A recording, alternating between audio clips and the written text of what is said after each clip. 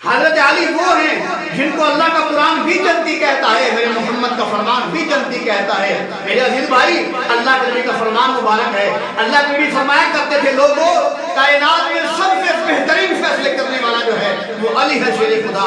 حضرت رضی اللہ تعالیٰ عنہ، حضرت علی کی خلافت کا واقعہ ہے، بڑا ہی پیارا واقعہ ہے۔ انصاف ہو تو ایسا ہو، علی رضی اللہ تعالیٰ عنہ نے عمر بن سلمہ کو صفوان کے علاقے کا عامل بنا کر بھیجا۔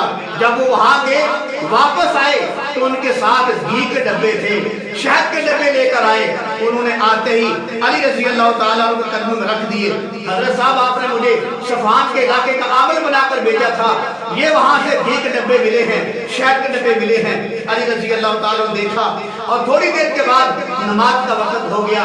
علی رضی اللہ تعالیٰ عنہ نے ان ڈبوں کے اوپر ایک نگران مقرر کیا اور خود نماز پڑھنے کے چلے گئے۔ جب نماز پڑھنے کے لیے گئے تو ان کی بیٹی ام کلثوم رضی اللہ تعالی عنہا، ان کو پتا چلا کہ صفوان کے علاقے سے شہد کے ڈبے آئے ہیں، گھی کے ڈبے آئے ہیں۔ تو حضرت علی کی بیٹی ام کلثوم رضی اللہ تعالی عنہا نے ایک اپنا غلام بھیجا کہ جاؤ جا کر نگران کو کہو میرا نام لینا اور کہنا کہ وہ کہتے ہیں کہ ایک ڈبہ شہد کا ہمیں دے دو اور ایک ڈبہ گھی کا دے دو۔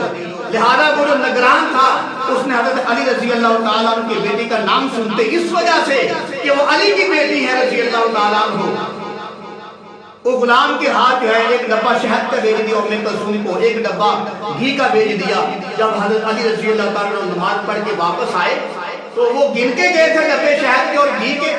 تو نگران سے پوچھا کہ میں ڈبے گن کے گیا تھا، 2 ڈبے کم ہیں، وہ کہاں چلے گئے؟ وہ نگران اگلی پچھلی باتیں کرنے لگا تو حضرت علی رضی اللہ عنہ ڈانٹا، غصے سے کہا۔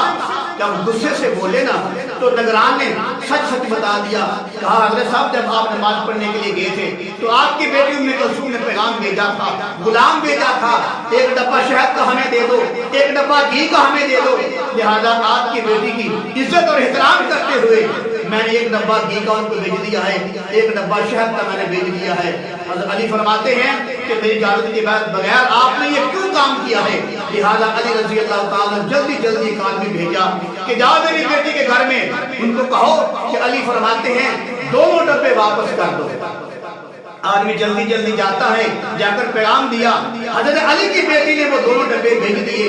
جب 2 ڈبے آگے، ایک ڈبہ شہد کا تھا، ایک ڈبہ گھی کا تھا، تو علی رضی اللہ تعالیٰ نے دیکھا کہ ان 2 ڈبوں میں سے کچھ گھی کم ہے، کچھ شہد کم ہے۔ تو دیکھا ہے اس میں تو شہد استعمال ہو چکا ہے، گھی بھی استعمال ہو چکا ہے۔ تو علی رضی اللہ تعالیٰ سبحان اللہ، قربان علی کے فیصلے پر، قربان 100 مرتبہ حضرت علی کے فیصلے پر اتنا عظیم فیصلہ کیا، رہتی دنیا تک یہ مثال قائم رہے گی۔ اپنی بیٹی کے بارے میں، اپنی بیٹی کے عمل پر ایسا فیصلہ کیا۔ حضرت علی رضی اللہ تعالیٰ عنہ نے ایک آدمی کو بلایا جو تجربہ کار آدمی تھا، اس کو کہا کہ اس ڈبے میں اتنا شہد کم ہے، اس ڈبے میں اتنا گھی کم ہے، اب بتاؤ یہ جتنا گھی کم ہے اس کی کتنی رقم بنتی ہے؟ اس تجربہ کار آدمی نے بتایا حضرت صاحب جتنا شہد کم ہوا ہے، جتنا گھی کم ہوا ہے، اس کی تقریباً 3 درہم جو ہے وہ بنتے ہیں۔ حضرت علی رضی اللہ تعالیٰ نے اپنی بیٹی کو پیغام بھیجا، کہا کہ 3 درہم جو ہے بھیج دو۔ حضرت علی رضی اللہ تعالیٰ کی بیٹی ام کلثوم رضی اللہ تعالیٰ عنہا نے 3 درہم بھیج دیے۔ حضرت علی رضی اللہ تعالیٰ نے وہ 3 درہم لے کر بیت المال میں جمع کر دیے۔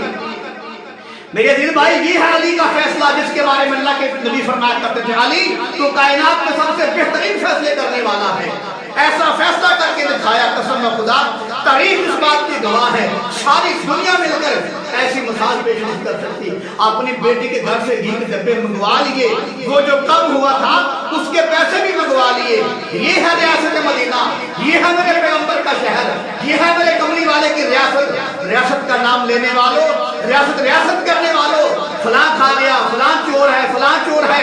قرآن بھی کہتا ہے وَأَنذِرْ عَشِيرَتَكَ الْأَقْرَبِينَ، سب سے پہلے اپنے گھر سے مانگنا شروع کرو۔ جو تمہارے لٹیرے ہیں، ڈاکو ہیں، ان سے مال واپس لو اور مال واپس لے کر یہ بتاؤ کہ تم جو ہے ریاست مدینہ کی مثال پیش کر رہے ہو۔ مگر نہ یاد رکھو ریاست مدینہ کا نام بدنام نہ کرو۔ ریاست مدینہ کا جو حق ادا کیا تھا علی مرتضیٰ شیر خدا نے کیا تھا۔ میرے عزیز بھائی، اللہ تعالیٰ مجھے اور آپ کو حضرت علی رضی اللہ تعالیٰ کی سیرت پر عمل کرنے کی توفیق نصیب